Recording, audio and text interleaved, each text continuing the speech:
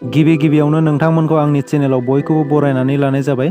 नोंथांमोना सानफ्रोमबोनि खौरां मोननो थाखाय आंनि एसबि रादाब इउटुब चेनेलखौ साबस्क्राइब खालामनानै लादो। लोगोसे खौरांखौ मोजां मोनोब्ला लाइक, कमेन्ट आरो शेयार खालामनानै होदो। आंनि बे खौरांफोरखौ मोजां मोनगोन आरो खौरांफोरखौ जोबजासिम खोनासंलांगोन होननानै आसा खालामनाय थाबाय। दानिया नोंथांमोना खौरांखौ खोनासंलांदो। दिनैनि गिबि खौराङाव दङ उन्दै बैसोआव जुलि जानायनि हेंथायै आसाम सरकारा गोख्रों आयेन दानानै गोबां सुबुंफोरखौ हमनाया सोलिगासिनो। बे गोख्रों आयेन दानानै आयेन बेरेखा जुलि लाग्राफोरखौ हमनाय थासारिखौ नुनानै गोबां आसामनि दाब दाब जायगायाव उन्दै बैसोआव जुलि जानो गोनांखौ बन्द' एबा दोनथ'नाय जादों होननानै आसामनि गिबि मन्थ्रि डक्टर हिमन्त बिश्व शर्मा बिथाङा टुइटारनि गेजेरजों फोरमायनानै होदों। बिथाङा बुंबावदों दि बे आयेन बानायनाया जोंनि समाजाव पजिटिभ गोहोम खोख्लैदों होननानै। 2 सप्ता गोलाव खामानि मावनाया जोंनि रायजोआव गोहोम खोख्लैनो हादों होनना बिथां हिमन्त बिश्व शर्माया फोरमायना होबावो। दासिमाव बे केसजों सोमोन्दो थानाय 4235 केस रेजिस्टार जाबाय आरो 3047 सुबुंखौ हमनाय जाबाय। बेनिनो 2954 सुबुंफोरा हौवा मानसि आरो 93 सुबुंफोरा हिनजाव मानसि होननानै बिथां हिमन्त बिश्व शर्माया फोरमायना होयो। तुर्की आरो सिरियाया बांग्रिंनि फिनजाथायनिफ्राय दासिमबो उदां जानो हायाखै। थांनाय 6 फेब्रुआरि खालारखालि 7.8 मेगनिटिउडनि बांग्रिंआ तुर्की आरो सिरियाखौ थेर-बेथेर खालामलांजोबदोंमोन। गोबां सुबुंफोरानो बिल्डिं आरिफोरजों होसिनजानानै जिउ खोमानो गोनां जादोंमोन। मिथिनो मोननाय जादों दि दासिमाव तुर्की आरो सिरियायाव बांग्रिंजों थैनायनि अनजिमाया 43,800निबो बारा जाबाय। बेनिनो 38,000 सुबुङा तुर्कीनि आरो 5,800 सुबुङा सिरियानि। आरोबाव गोबां सुबुंफोरखौनो दासिमाव बोखांनो हायाखै। गोबां सुबुंफोरानो बिल्डिंफोरजों होसिनजानानै दङ। तुर्की आरो सिरियायाव थैनाय सुबुंफोरनि अनजिमाया आरोबाव बारायबावगोन होननानै खौरां मोननाय जादों। साननैसो सिगां सासे उन्दै बर' हिन्जावसाखौ बिनि गाननाय सि-जोमफोरखौ खुनानै जिनाहारि खालामनाय भिडिअ'आ ससियेल मिडियायाव गोबां गोसारनायखौ नुगासिनो। जाथाया जादोंमोन चिरां जिल्लायाव। बावैसो सिगां 3 दुथांफोरा 14 बोसोर बैसोनि सासे उन्दै हिन्जावसाखौ जिनाहारि खालामनानै भिडिअ' लाना ससियेल मिडियायाव गोसारहोदों। बे जाथायखौ लानानै हिन्जावसानि नखरा 3 दुथांफोरनि हेंथायै सान्तिपुर पुलिसनो एफआइआर होबाय। एफआइआर होजानाय 3 दुथांफोरनि मुङानो जादों सान्तिपुर ओनसोलनि 4 नं उदालगुरि गामिनि दान्थाल नार्जारि, सोमदोन बसुमतारि आरो आमथे नार्जारि। बे 3 दुथांनि हेंथायै चिरां जिल्ला रुनिखाता सान्तिपुर पुलिस थानायाव जिनाहारि खालामजानाय हिन्जावसानि नखरा एफआइआर होबाय।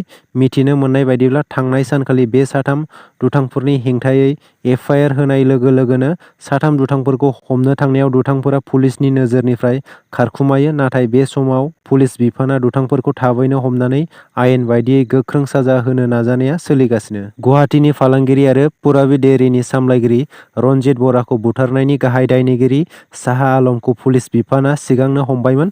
दायो मोनसे जाथाय जादों। बे हमजानाय साहा आलम तालुकदारा पुलिस कास्टडिनिफ्राय खारखोमानानै दङ होननानै मिथिनो मोन्दों।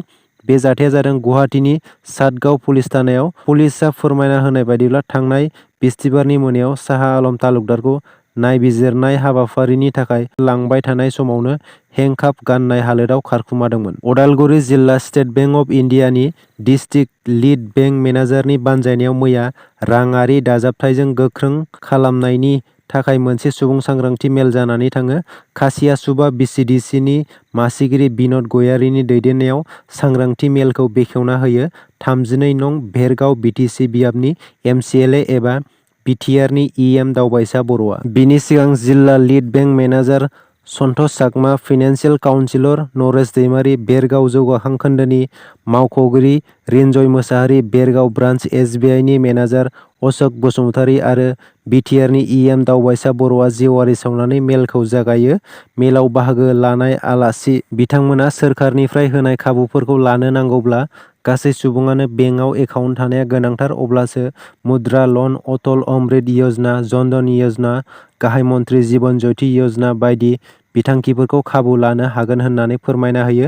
बेजों लोगोसे बेंकनिफ्राय लन मोननांगौब्ला गावनि आधार कार्डखौ बेंकआव कम्पालसरि दाजाबनानै खाबुखौ लानो हायो होननानै राइजोफोरखौ सांग्रांथि जानो खावलायो।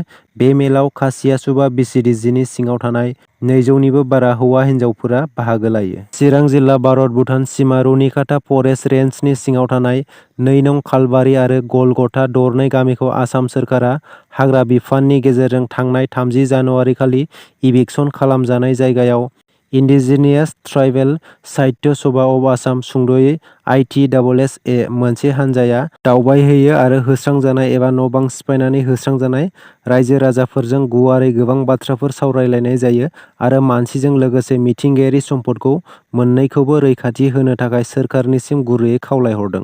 APPSC कुइसन पेपार लिक जानायखौ लानानै इटानगराव दुंहाव थासारि, रैखाथि बिफान आरो सोमावसारग्राफोरनि गेजेराव गोबां नारा-नाथा थासारि सोमजिखांदों, जायखौ लानानै सेक्सन 144 CRPC फोसावनो गोनां जाबाय। अरुणाचलाव रायजोनि सिभिल सार्भिस आनजादाव सोंथि बिलाइया लिक जादों एबा APPSC आनजादनि सोंथि बिलाइया लिक जादों। बेखौ लानानै अरुणाचल जइन्ट स्टेयरिं कमिटिआ बन्द' फोसावदों। फारसेथिं APPSC मासिगिरि आरो सोद्रोमाफोरखौ सिफायनानै गोदानै दाफिननांगौनि दाबि खालामदों। बेबायदिनो गोदानै सायख'जानाय मासिगिरि आरो सोद्रोमाफोरखौ मैया समायखिरा लाहोनाय जागौमोन, नाथाय हरखाब समायखिरा लानाय हाबाफारिखौ बोखारनानै लाफिनो। बेखौनो लानानै इटानगरनि राजभवनाव गोबां सोमावसारग्राफोरा गोख्रोङै सोमावसारदों। बे सोमावसारनायाव रैखाथि बिफान आरो सोमावसारग्राफोरनि गेजेराव गोबां नारा-नाथा जाथायखौ नुनो मोनदों, जेराव गासै सा 10 सुबुंफोरा जोखोम जादों होननानै मिथिनो मोननाय जादों। मिरु सरकार आरो KLOनि गोजोन सावरायनायखौ लानानै रोखा खेंफोरथि होदों कच राजबंशी जातीय परिषदनि गाहाय नेहाथारि बिस्वजित रयआ।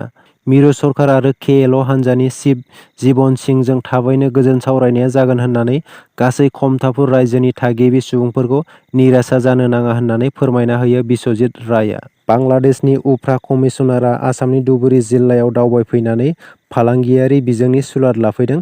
मिरु सरकारनि हादोरारि नेटि आदर्शनि गेजेरजों भारतनि नसुंसे हादोर बांलादेशजों गुबुन गुबुन फालांगियारि बिथिङाव गोथौ सोमोन्दो लाखिनायनि थांखिजों बांलादेशनि उफ्रा कमिसनारआ आसामनि धुबुरी जिल्लायाव दावबायफैदों। बांलादेशनि उफ्रा कमिसनार राहुल आमिननि मोनसे थान्दै हान्जाया धुबुरी जिल्लानि गलगन्जआव नुजाथिफैनानै माहारियारि फालांगिनि सायाव गुवारै सावरायलायनाय जायो। गंनै पेट्रलियाम गेस लांनाय ट्राकआ गावजों गाव सौग्रावलायनानै अर खामो। बे जाथायाव 4 सुबुंनि जिउ खहा। जाथाया जादों राजस्थाननि आजमेराव गंनै पेट्रलियाम गेस लांनाय ट्राकआ सौग्रावलायो। बिनि उनाव गेसआ अर नांनानै बेरफुयो। बे जाथायाव 4 सुबुंनि जिउ खहा जादों होननानै मिथिनो मोनदों। पुलिस मावथिआ फोरमायना होदों दि पेट्रलियाम गेसआ लिक जानायाव गंनै गुबुन गारियावबो अर खामदोंमोन। बेजों लोगोसे खाथिनि न' आरो दखानफोरावबो अरआ नांदोंमोन होननानै फोरमायना होयो। जाथाया जानायनि उनाव पुलिस बिफानआ जाथाय जानाय लामाखौ बन्द' खालामनानै होयो। HDFCनि रुपे क्रेडिट कार्ड्स बाहायग्राफोरनिसिम गोजोनथाव खौरां। नोंथांमोना दायो HDFCनि क्रेडिट कार्ड UPI पेमेन्ट मेथडनि हेफाजाबै बाहायनो हासिगोन। National payment corporation of India एबा NPCI आरो HDFC बेंकआ फोसावनानै होबाय दि HDFC बेंकनि कास्टमार्सफोरा UPI पेमेन्टनि गेजेरजों बाहायनो हासिगोन। HDFC बेंकआ गिबि हादरनि प्राइभेट सेक्टर बेंक जेराव रुपे क्रेडिट कार्डखौ UPI आइडिजों लिंक खालामनो हासिगोन। चिरांनि बिजनीआव रेलगारिजों सौग्रावनानै सिनाय मोनै सासे सुबुंनि जिउ खहा। बिजनी फानबारि लामानि रेल गेटनि साखाथियाव रेलगारिजों सौग्रावनायाव जायगायावनो सासे सुबुंनि जिउ गोमायो। साइकेलजों फैनानै रेलगारियाव सौग्रावफैदों होननानै मिथिनो मोननाय जादों। जिउ गोमानाय सुबुंखौ जाथाय जानायसिमाव मा जायगानि मिथिनो मोननाय जायाखै। PMAY बिथांखिनि 3.8 लाख बेनिफिसियारिफोरनि थाखाय 1,244 कौटि रांनि अनसुंथाइ फोसावदों। रायजो पन्चायत आरो गामियारि जौगाथाय मन्थ्रि रन्जित कुमार दासआ मैया गुवाहाटीनि श्रीमन्त शंकरदेव कलाक्षेत्रआव खुंफुंनाय हाबाफारियाव प्रधान मन्त्रि आवास य'जनानि 3.8 लाख बेनिफिसियारिफोरनि थाखाय 1,244 कौटि रांनि अनसुंथाइ होनाय जाबाय होननानै फोरमायना होदों। बे हाबाफारियाव रन्जित कुमार दासआ गिबि मन्थ्रि हिमन्त बिश्व शर्मानि लिरनाय बिबुंथिखौ फरायथिनानै होदों। मख'नो गोनांदि बे लिरनाय बिबुंथियाव गिबि मन्थ्रि हिमन्त बिश्व शर्माया बुंथिदों दि PMAY नि न' लुफुंनायनि रांखौ थोंजोङै बेनिफिसियारिफोरनि बेंक एकाउन्टआव सोहरनाय जागोन।